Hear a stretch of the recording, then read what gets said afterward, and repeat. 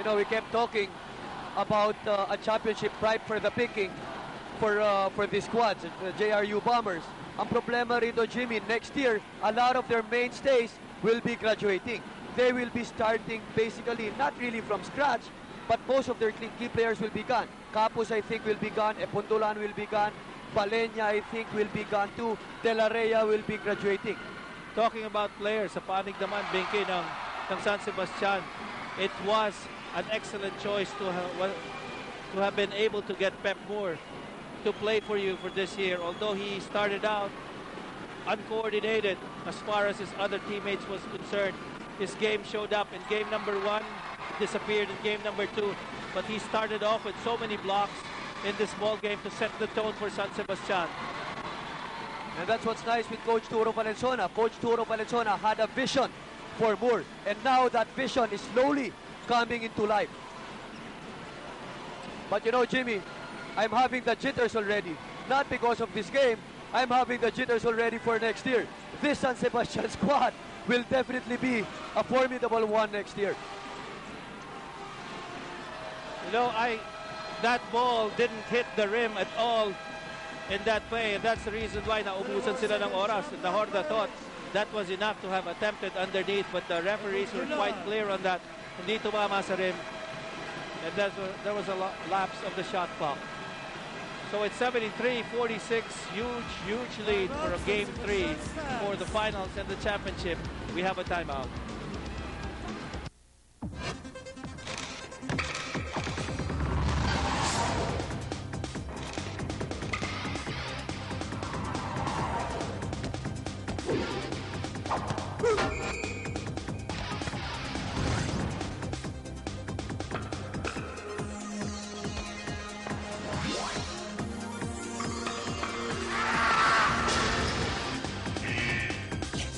AMA Computer College.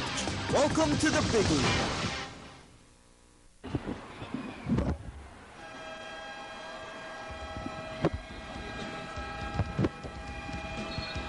Well, if there was something that the Stacks brought to this ball game, it was intensity and a defense that we didn't see in the first 2 games.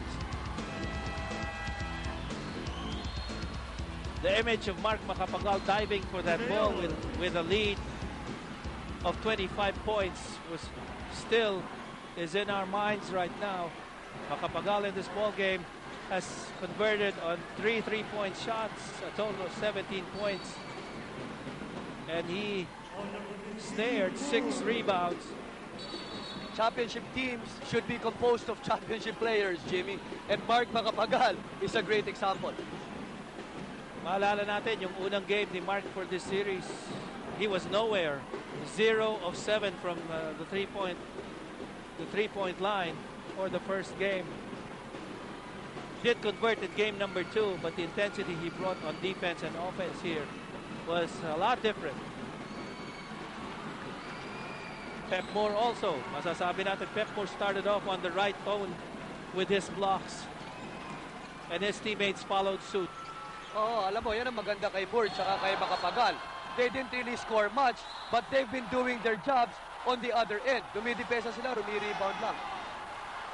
Well, you know, with only 4 minutes and 49 remaining, Pep Moore has to keep his cool. He's just that much time away from a championship in his rookie year, even with what just happened to him on that play. Oh, akala niya sinahod siya ron. But Capus, being the sportsman that he is, quickly apologizes.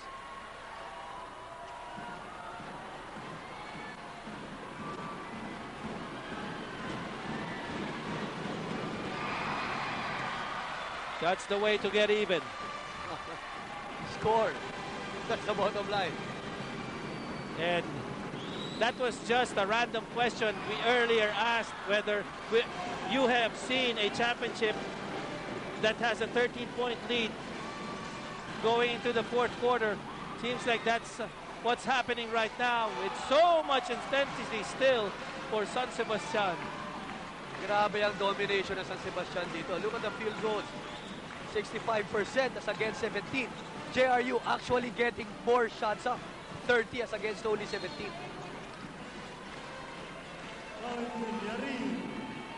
Not the best of fouls committed by Villarin.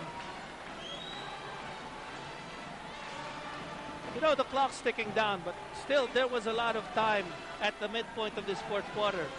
Pero hindi nangyari for JRU. Yun ang Jimmy, they played catch-up all throughout, but they had a long-term goal all throughout. As I've said, they should have shortened their goal and tried to take that lead down inch by inch. Gusto nila makahabol ka agad eh. And that's why they fell into that first shot available mentality. And that didn't work for them.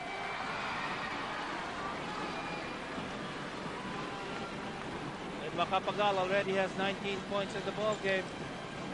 Still a swarming defense for San Sebastian. It's been a horrible shooting day for JRU, but on the putback, they finally convert.